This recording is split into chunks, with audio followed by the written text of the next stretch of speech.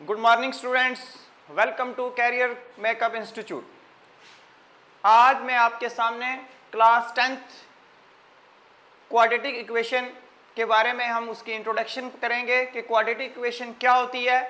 NCERT के base पे class 10th का ये चैप्टर है, चैप्टर 4th, जिसकी अच्छी खासी वेटेज है। जो एग्ज़ाम में जहाँ पे इसमें लॉन्ग आंसर क्वेश्चन आते हैं 4-4 मार्क्स के दो, तो ये एग्जामिनेशन पॉइंट ऑफ व्यू से आपके लिए बड़ा चैप्टर इंपॉर्टेंट होने वाला है। तो शुरू करते हैं हम अपना टॉपिक जो है हमारा क्वाड्रेटिक इक्वेशन। सबसे पहले हमें पता होना चाहिए क्वाड्रेटिक इक्वेशन क्या होती है, इसके बारे में। एक इक्वेशन को क्वाड्रेटिक इक्वेशन कब कहा जाता है, इसको एक क्वाड्रेटिक इक्वेशंस को हम कितने मेथड्स के साथ सॉल्व कर सकते हैं, तो इसमें हम फैक्टराइजेशन मेथड, क्वाड्रेटिक मेथड, ये चीज़ें हम पढ़ेंगे। तो स्टेप बाय स्टेप हम इसको करेंगे। सबसे पहले हम देखते हैं क्वाड्रेटिक इक्वेशन होती क्या है। A quadratic equation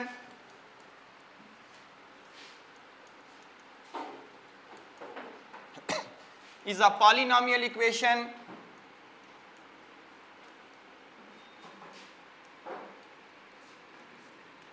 with degree 2,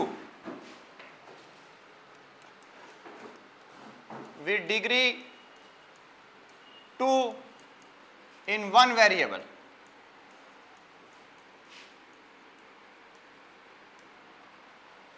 तो सबसे पहले हमें यह ध्यान रखना है कि क्वाड्रेटिक इक्वेशन, जब भी क्वाड्रेटिक इक्वेशन की बात होगी तो उसकी जो डिग्री होगी, जो उसकी हाईएस्ट पावर होगी, वो 2 होगी। इस चीज का खास ध्यान रखना। और दूसरी चीज यह है कि क्वाड्रेटिक इक्वेशन के अंदर एक ही वेरिएबल होता है, जैसा कि standard form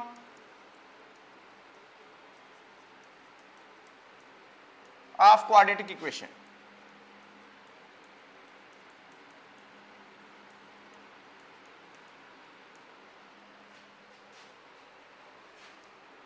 ax square plus bx plus c equals to 0, ये इसकी स्टैंडर्ड फॉर्म है, जिसमें a b c are real numbers and a is not equals to 0। ये इंपॉर्टेंट पॉइंट है इसके अंदर। a b c इसमें रियल नंबर्स होते हैं। रियल नंबर्स वो होते हैं जिनको हम नंबर लाइन के ऊपर ड्रा कर सकते हैं, और a की वैल्यू इसमें जो है 0 नहीं होनी चाहिए। अगर इसमें a की वैल्यू 0 होती है तो हमारी क्वाड्रेटिक इक्वेशन नहीं होगी। For example 3x square plus 5x plus 2 equals to 0। अगर कोई हमें पूछे क्या यह क्वाड्रेटिक इक्वेशन है, तो हम कह सकते हैं कि यह क्वाड्रेटिक इक्वेशन है, क्योंकि इसकी डिग्री क्या है, 2। डिग्री होती है हाईएस्ट पावर। जो भी पॉलिनोमियल की हाईएस्ट पावर होगी वो उसकी डिग्री होगी। अब यहाँ पे 3x square plus 5x plus 2, इस इक्वेशन के अंदर जो 2 है वो इसकी हाईएस्ट पावर है, वो हमारी डिग्री है। और इसके साथ साथ जो दूसरी चीज मैंने आपको बताई, दूसरी बात आपको बताई कि इसके अंदर एक ही वेरिएबल होता है, और यहाँ हमारे पास एक ही वेरिएबल x है। तो इसलिए हम कह सकते हैं कि ये क्वाड्रेटिक इक्वेशन है। एक और इक्वेशन में राइट करता हूं, 5x प्लस 7 इक्वल्स टू 0। क्या यह क्वाड्रेटिक इक्वेशन हो सकती है? क्या यह क्वाड्रेटिक इक्वेशन है? तो यह क्वाड्रेटिक इक्वेशन बिल्कुल भी नहीं है, क्योंकि इसमें हमारे पास a की वैल्यू नहीं है। a हमारे पास 0 है, a की वैल्यू हमारे पास इसमें नहीं है, a 0 है। तो 5x प्लस 7 यह क्वाड्रेटिक इक्वेशन नहीं है, क्योंकि इस पॉलिनोमियल की डिग्री जो है वो 2 नहीं है। क्वाड्रेटिक इक्वेशन की डिग्री 2 होती है। अगर हम लिखें 5x square plus 7 equals to 0, अब आपसे कोई पूछे कि ये क्वाड्रेटिक इक्वेशन है, तो ये बिल्कुल क्वाड्रेटिक इक्वेशन है। क्यों? क्योंकि इसकी डिग्री जो है वो 2 है। तो इसलिए यहां से एक चीज आपको याद रखनी है कि क्वाड्रेटिक इक्वेशन में a की वैल्यू जो है वो 0 कभी नहीं होनी चाहिए। अगर a हमारे पास 0 है तो इट मींस वो क्वाड्रेटिक इक्वेशन हमारी नहीं होगी। अब इसकी स्टैंडर्ड फॉर्म मैंने आपको बता दी। मैं राइट करता हूं ax square plus bx plus c। अभी तक जो मैंने आपको बताया, इसमें याद रखना आपने क्वाड्रेटिक इक्वेशन क्या होती है। एक ऐसी पॉलिनोमियल इक्वेशन होती है जिसकी डिग्री 2 होती है, जिसके अंदर एक ही वेरिएबल होता है। अब यहाँ पे आपको एक ही वेरिएबल x मिलेगा। अब जरूरी नहीं कि हर इक्वेशन के अंदर x ही मिले, वो वेरिएबल y भी हो सकता है, z भी हो सकता है, कुछ भी हो सकता है, लेकिन वेरिएबल आपको एक ही मिलेगा। तो यहाँ तक आप सारे बच्चों को समझ आ गई होगी, मुझे उम्मीद है कि क्वाड्रेटिक इक्वेशन होती क्या है। हम पहचान कर सकते हैं कि क्वाड्रेटिक इक्वेशन कब होती है और क्यों होती है, और अगर नहीं है तो क्यों नहीं है। तो ax² + bx + c कोई भी इक्वेशन जो इस फॉर्म में होगी, जहां पे a जो है a b c जो है हमारे पास रियल नंबर्स होंगे और a जो है 0 के बराबर नहीं होगा, तो हम उस इक्वेशन को कह सकते हैं कि ये क्वाड्रेटिक इक्वेशन है। अब आगे चलते हैं हम कि इस चैप्टर में हम फाइंड करेंगे कोई भी क्वाड्रेटिक इक्वेशन हमारे पास अगर गिवन हो तो उसके हम जो है कैसे सॉल्यूशंस फाइंड कर सकते हैं। सॉल्यूशंस भी बोल सकते हो आप, उसको फैक्टर्स भी बोल सकते हो, उसके फैक्टर्स उसके सॉल्यूशंस जो है हम कैसे निकाल सकते हैं। जैसे इसके लिए हम पढ़ेंगे दो मेथड्स के साथ। एक पहला मेथड हमारे पास आता है क्वाड्रेटिक मेथड,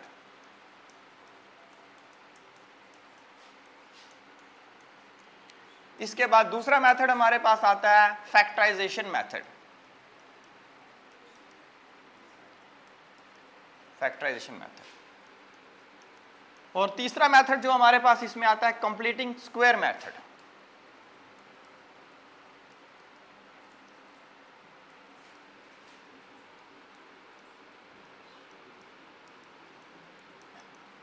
इन तीन मेथड्स का यूज करके, इन तीन मेथड्स के साथ हम किसी भी क्वाड्रेटिक इक्वेशन के सॉल्यूशंस फाइंड कर सकते हैं। ये तीन मेथड्स हैं हमारे पास। अगर कोई क्वाड्रेटिक इक्वेशन गिवन है तो उसके सॉल्यूशंस इस x, ये जो x है हमारे पास, इस x की हम वैल्यूज, दो वैल्यूज जो है क्वाड्रेटिक इक्वेशन के दो सॉल्यूशंस होते हैं, तो दो सॉल्यूशन हम उसके फाइंड कर सकते हैं, क्वाड्रेटिक मेथड, फैक्टराइजेशन मेथड और कंप्लीटिंग स्क्वायर मेथड। अब एनसीईआरटी का जो लेटेस्ट सिलेबस है, इस बार उन्होंने क्या किया है, कंप्लीटिंग स्क्वायर मेथड को रिमूव कर दिया है। तो अब हमारे पास बच के दो मेथड, क्वाड्रेटिक मेथड और फैक्टराइजेशन मेथड। तो ये हमारा जो इंट्रोडक्शन पार्ट है, अभी मैं आपको इस चैप्टर की इंट्रोडक्शन दे रहा हूं, तो इस इंट्रोडक्शन पार्ट में मैं दोनों मेथड्स जो है एक एग्जांपल लेके दोनों मेथड्स के साथ हम उसके सॉल्यूशंस को फाइंड करेंगे। मैं पहले भी आपको बता चुका हूं, कंप्लीटिंग स्क्वायर मेथड जो है उसको एनसीईआरटी के लेटेस्ट एडिशन में, जो लेटेस्ट बुक है उसके अंदर इसको क्या कर दिया गया है, डिलीट कर दिया गया। तो जैसे पहले हम फाइंड करते हैं क्वाड्रेटिक मेथड में, एक क्वाड्रेटिक इक्वेशन लेके आपको मैं उसके फैक्टर्स, उसके सॉल्यूशंस हम फाइंड करेंगे क्वाड्रेटिक मेथड के साथ।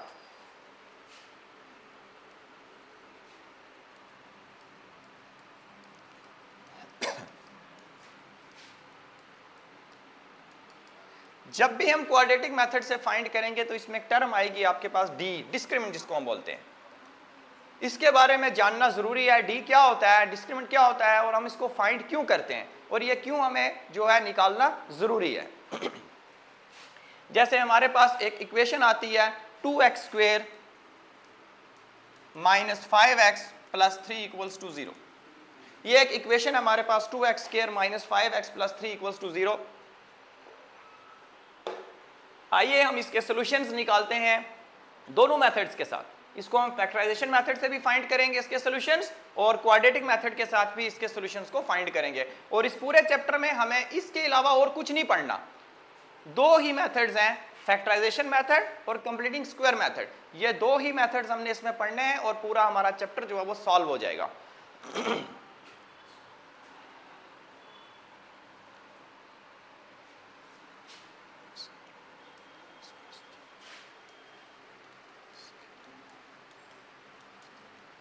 ये हमारे पास एक क्वाड्रेटिक इक्वेशन है, इसको पहले मैं सॉल्व करूंगा क्वाड्रेटिक फार्मूला के साथ।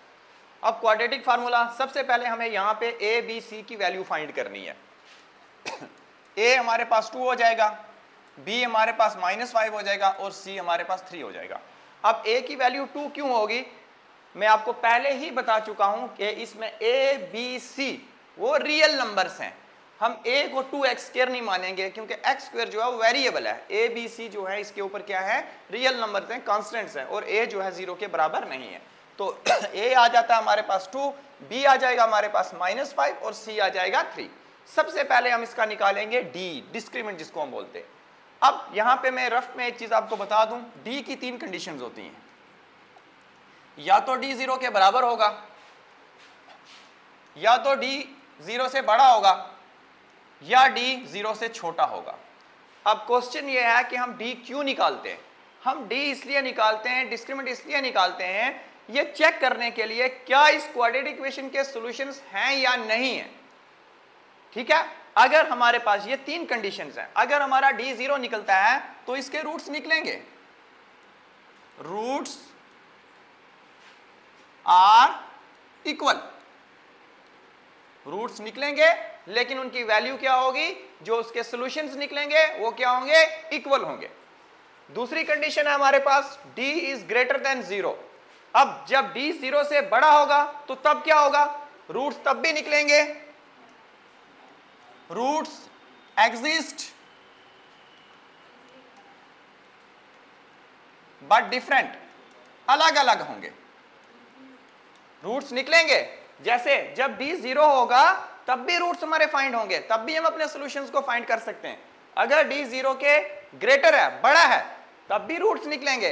डिफरेंस क्या दोनों में, डिफरेंस यही है जब d 0 से बड़ा होगा तब रूट्स अलग अलग होंगे, अपने अपने रूट्स होंगे। जैसे अगर d 0 है मान लो x की एक वैल्यू 5 आई है तो दूसरी भी 5 आएगी, अगर x की वैल्यू 10 है तो दूसरी भी 10 आएगी। लेकिन अगर d 0 से बड़ा है तो तब उसके रूट्स अपनी अपनी वैल्यूज होंगी। अगर x 3 है तो दूसरी x की वैल्यू 3 नहीं होगी, 5 हो सकती है, 6 हो सकती है, 8 हो सकती है, समथिंग कुछ भी हो सकती है। तो ये डिफरेंस है दोनों में। अगर 0 है तो रूट्स इक्वल होंगे, दोनों सॉल्यूशंस हमारे इक्वल होंगे। अगर d 0 से बड़ा है तो उसके रूट्स क्या हो जाएंगे, हमारे पास निकलेंगे, एग्जिस्ट करेंगे, पर उनकी वैल्यू अपनी अपनी होगी। और थर्ड वन हमारे पास आता है d इज लेस देन 0। अब जब d 0 से छोटा होगा, roots does not exist, roots does not exist.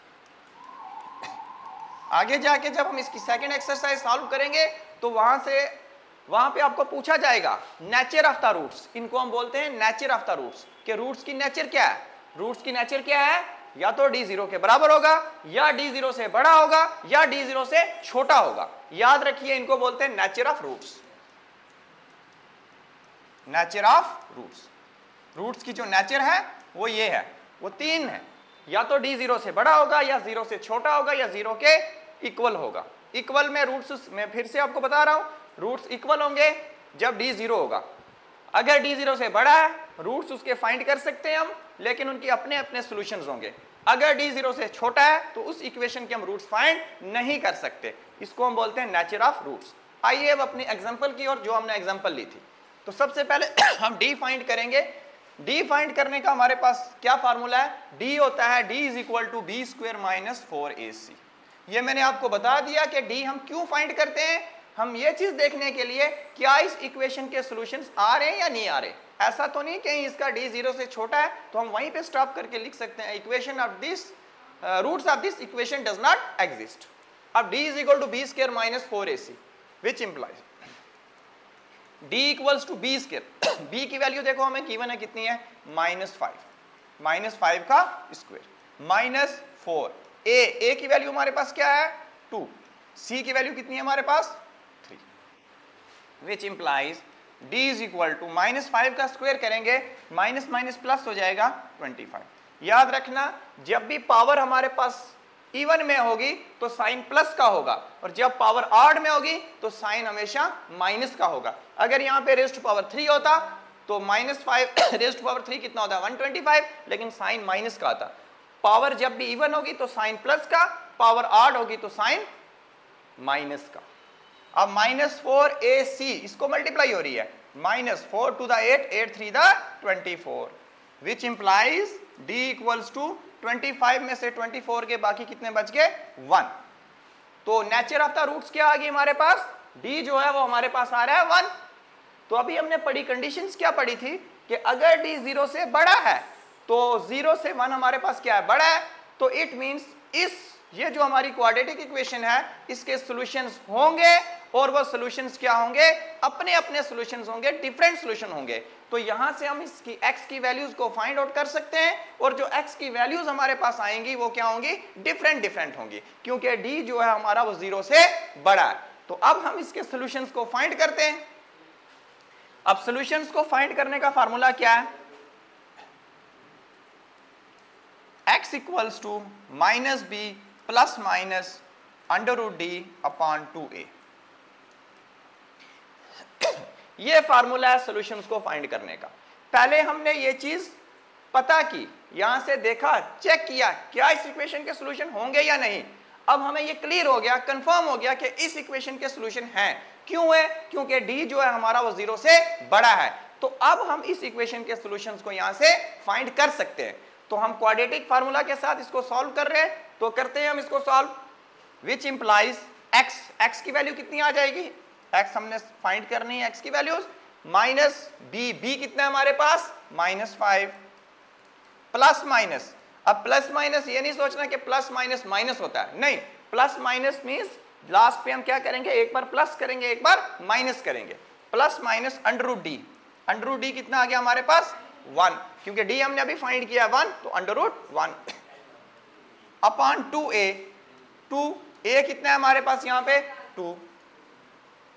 तो विच इंप्लाइज, इसको मैं इरेज कर देता हूं,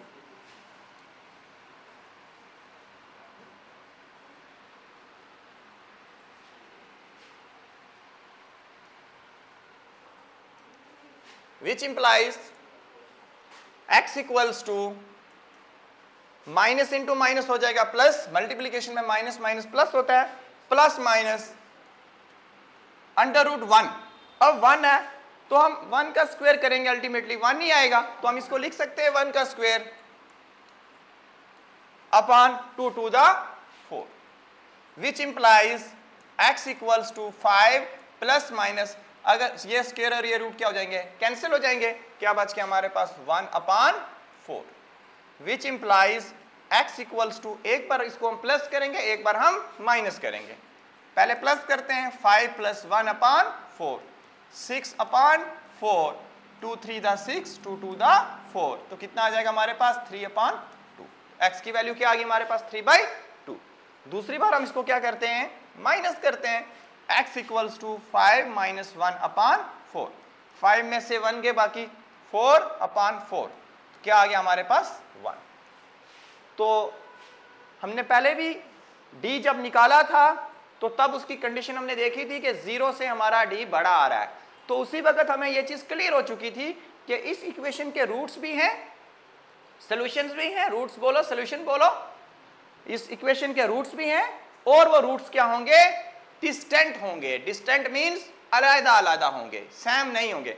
तो एक वैल्यू हमारे पास x की आ गई 3/2 और एक वैल्यू आ गई हमारे पास 1, तो हम लिख सकते हैं हेंस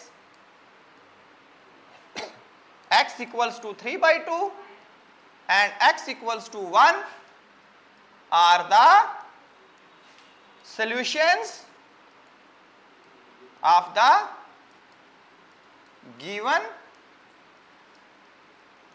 क्वाड्रेटिक इक्वेशन। तो हमने इसको क्वाड्रेटिक फार्मूला के साथ इस इक्वेशन को सॉल्व किया और हमने सॉल्यूशंस आपके सामने रख दिए। तो मुझे यकीन है, उम्मीद है कि आपको ये जो क्वाड्रेटिक फार्मूला है, क्वाड्रेटिक मेथड है, इसकी समझ आई होगी। मैं फिर से इसको एक बार रिपीट कर रहा हूं। हमारे पास इक्वेशन थी 2x² - 5x + 3, इसको हमें क्वाड्रेटिक फार्मूला के साथ, क्वाड्रेटिक मेथड के साथ इस इक्वेशंस के सॉल्यूशंस को फाइंड करना है। a to b की वैल्यू -5, पहले मैं आपको बता चुका हूं, a b c इसमें क्या है, रियल नंबर्स हैं और a 0 के बराबर नहीं होता। a आ गया 2, b आ गया -5, c आ गया 3। तो क्वाड्रेटिक फार्मूला से जब भी हम इसके फैक्टर्स, इसके रूट्स या इसके सॉल्यूशंस को फाइंड करेंगे तो सबसे पहले हम उसका d डिस्क्रिमिनेंट निकालेंगे। d होता है किसके बराबर, b² - 4ac, d = b² - 5 का स्क्वायर -4, a आ गया 2, c आ गया 3, d = माइनस माइनस प्लस हो जाएगा, 5 5 = 25, -4 2 = 8, 8 3 = 24, d आ जाएगा हमारे पास 1। अब d जो है वो 0 से बड़ा है, वो मैं आपको बता चुका हूं नेचर ऑफ रूट्स में, d 0 से बड़ा है, तो इट मींस इस इक्वेशन के सॉल्यूशंस जो है वो फाइंड आउट कर सकते हैं हम, और इस इक्वेशन के जो सॉल्यूशंस होंगे वो डिस्टेंट होंगे, वो अलग अलग होंगे। तो अब सॉल्यूशंस फाइंड करने के लिए क्या फार्मूला है, पहले हमें d निकालना है, d के बाद हमें देखना है क्या 0 से बड़ा है या 0 के इक्वल है, तो फिर हम उसके क्या करेंगे, आगे रूट्स के लिए फार्मूला लगाएंगे। रूट्स निकालने का formula x = -b + - √d upon 2a। तो x इक्वल्स टू माइनस फार्मूले का b आ गया -5 प्लस माइनस √d आ गया 1/2a, a की वैल्यू आ गई 2, which implies x equals to ये माइनस माइनस प्लस हो जाएगा 5 प्लस माइनस √1, तो 1 का हमने स्क्वायर किया, क्योंकि 1 का स्क्वायर करेंगे वापस क्या आएगा 1 नहीं आएगा, तो इससे हमें क्या होगा स्क्वायर और रूट क्या हो जाएंगे कैंसिल हो जाएंगे, /2 to the 4। तो x equals to 5 plus minus 1/4, एक बार प्लस 6/4, 2 to the 4, 2 3 the 6, 3/2 हो गया, दूसरी बार minus 5 minus 1/4, 4/4 is equal to 1। तो हमारे पास x की दो अलग-अलग x की दो सेपरेट वैल्यूज आ गई, डिस्टेंट वैल्यूज आ गई, तो hence x equals to 3/2 and x equals to 1 are the solution of the given quadratic equation। तो अब हम इसी quadratic equation को दूसरा मेथड जो हमने पढ़ना है, इसमें अभी मैं आपको इंट्रोडक्शन दे रहा हूं, इंट्रोडक्शन में जो हमने पढ़ना है मैं वो चीजें बता रहा हूं, अभी हम एक्सरसाइज के ऊपर नहीं आए। नेक्स्ट वीडियो में मैं आपके पास एक्सरसाइज लेके आऊंगा, हर क्वेश्चन जो है वो आपको सॉल्व करके दिया जाएगा स्टेप बाय स्टेप, एक एक स्टेप करके। तो अभी मैं आपको इसी इंट्रोडक्शन में जो दूसरा मेथड है फैक्टराइजेशन मेथड, आज हम वो करेंगे, और इसके बाद नेक्स्ट वीडियो में आपके पास मैं एक्सरसाइज लेके आऊंगा। तो इसी इक्वेशन को हम राइट डाउन कर लो।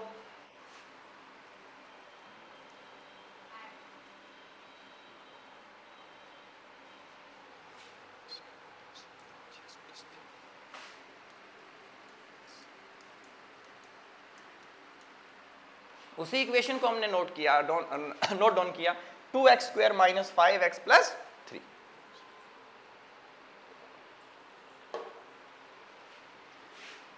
अब हम इस इक्वेशन को सॉल्व करेंगे फैक्टराइजेशन मेथड से। क्वाड्रेटिक मेथड मुझे उम्मीद है कि आपको समझ आ गई होगी। अगर फिर भी कोई प्रॉब्लम, कोई दिक्कत, तो जब हम इसकी एक्सरसाइज को सॉल्व करेंगे तो मुझे यकीन है कि आपके डाउट्स जो हैं वो वहाँ पे क्लियर हो जाएंगे। पहले तो आपको डाउट्स होने नहीं चाहिए, अगर फिर भी कोई डाउट है तो वहाँ पे क्लियर हो जाएगा जब हम एक्सरसाइज को सॉल्व करेंगे। अभी मैं आपको इंट्रोडक्शन दे रहा हूँ। a की वैल्यू हमारे पास 2 आ जाएगी, b की वैल्यू -5 आ जाएगी, और c की वैल्यू हमारे पास 3 आ जाएगी। अब फैक्टराइजेशन मेथड जो है कंपैरेटिवली क्वाड्रेटिक मेथड बिल्कुल शॉर्ट है, काफ़ी शॉर्ट है। क्वाड्रेटिक मेथड लेंथी है, ईजी है। फैक्टराइजेशन मेथड अगर आपका माइंड अच्छा है, फैक्टर्स आप एकदम से निकाल सकते हो, तो ये बहुत शॉर्ट मेथड है। इसमें हम क्या करते हैं, सबसे पहले a से c को मल्टीप्लाई करते हैं। a से c को मल्टीप्लाई करेंगे, a की वैल्यू क्या हमारे पास, मैं रफ में करता हूं,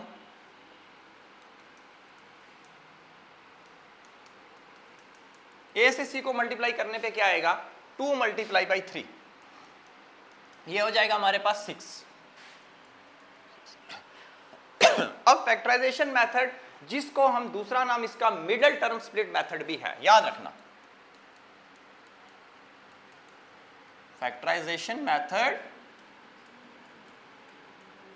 और या फिर हम इसको मिडल टर्म स्प्लिट भी बोलते हैं, क्योंकि इसमें जो बीच वाली टर्म है, जो मिडल टर्म है, उसको ब्रेक किया जाता है। अब बीच में देखो हमारे पास क्या है, a और c के बीच में आ रहा है b, तो हमें क्या करना है, b को ब्रेक करना है। अब कैसे ब्रेक करना है, उसके लिए देखना, सबसे पहले a से c को मल्टीप्लाई करनी है। जो a से c को मल्टीप्लाई करके आ रहा है हमारे पास नंबर, उस नंबर को हमें ऐसे ब्रेक करना है, बीच वाले नंबर को ऐसे ब्रेक करना है ताकि प्लस या माइनस करके वही b आए, और मल्टीप्लाई करके जो a से c को मल्टीप्लाई करके आया वही आए।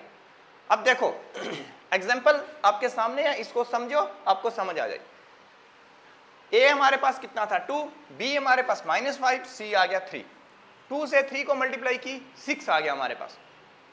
अब मैंने आपको बताया इसको मिडल टर्म स्प्लिट मेथड भी बोलते हैं, ये भी याद रखना, इससे आपको याद रहेगा कि मिडल टर्म मींस के बीच वाली टर्म को ब्रेक किया जाता है। स्प्लिट मींस ब्रेक करना, तोड़ना। तो बीच में हमारे पास क्या -5, तो हमें यहाँ ब्रेक किसको करना है, -5। बाकी इक्वेशन की तरफ आपने नहीं छेड़ना। अब -5 को ऐसे ब्रेक करना है, 2 नंबर्स में ब्रेक करना है। -5 को आपको 2 नंबर्स में ब्रेक करना है, ताकि इन 2 नंबर्स को हम प्लस करें या माइनस करें तो -5 आए, और उन्हीं 2 नंबर्स को अगर हम मल्टीप्लाई करें तो जो a से c को मल्टीप्लाई करके आया वो मिले हमें। तो कहने का मतलब ये है कि हमें -5 को ब्रेक करना है, -5 को 2 नंबर्स में ब्रेक करना है, ताकि प्लस करें या माइनस करें तो -5 आए, और मल्टीप्लाई करें तो हमारे पास 6 आए।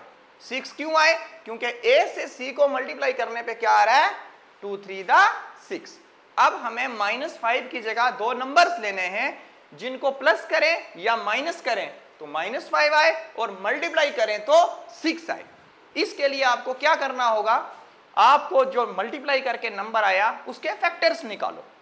अब a से c को मल्टीप्लाई करने पे क्या आया 6, अब 6 के फैक्टर्स निकाल लो तो इजिली आपसे वहां से आपको वो दोनों नंबर मिल जाएंगे। अब 6 के फैक्टर क्या आ जाएंगे,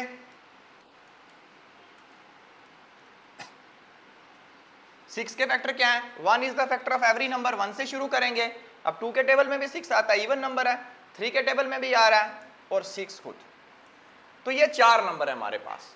तो कहीं ना कहीं हमें जो वो 2 नंबर फाइंड करने हैं वो इन्हीं में है, वो नंबर आपके सामने है। अब आपने यहाँ पे साइन का ध्यान रखना है, पेयरिंग करनी है, माइनस का कौन सा होगा प्लस का कौन सा होगा, उस चीज का खास ध्यान रखना है। बाकी वो नंबर आपको दोनों यहीं से मिलेंगे, ठीक है, 1 2 3 6, इसी से आपको वो नंबर मिलेंगे, इसके अलावा और कोई नंबर नहीं है। इन्हीं में से वो 2 नंबर हमें मिलेंगे जिनको प्लस करने पे या माइनस करने पे हमें -5 मिल जाएगा और मल्टीप्लाई करने पे हमें 6 मिल जाएगा। तो चेक करते हैं हम इनको हम ले सकते हैं -3 -2, क्यों, -3 और -2 कितने होते हैं माइनस माइनस क्या होते हैं प्लस, लेकिन साइन हमेशा माइनस का रहता है। 3 और 2 कितने हो गए -5, तो आ गया हमारे पास, हमें -5 ही चाहिए क्योंकि जो हमारी मिडिल टर्म है वो क्या है, b जो है वो किसके बराबर है -5, तो आ गया -5। और दूसरी बार हमें क्या करना है, अब मल्टीप्लाई भी करनी है, एक ही कंडीशन को नहीं देखना कि प्लस या माइनस करके b आ गया तो बस हो गया, नहीं, अब दूसरी कंडीशन भी सेटिस्फाई होनी चाहिए। अब दूसरी कंडीशन क्या है, जो a से c को मल्टीप्लाई करके कितना आया था 6, तो इन दोनों नंबर्स को मल्टीप्लाई करके भी हमें क्या आना चाहिए 6 आना चाहिए। अब करो -3 multiply by -2, minus minus plus होते हैं मल्टीप्लाई में, 3 2 6, तो आ गया 6, तो मल्टीप्लाई करके 6 आ गया और प्लस माइनस करके हमारे पास क्या आ गया -5 आ गया। तो इसका मतलब है -5 की जगह हम कौन से नंबर रखेंगे, -3 और -2। चलो क्या आ जाएगा 2x², -5 को हमने ब्रेक किया, बाकी इक्वेशन वैसी रहेगी।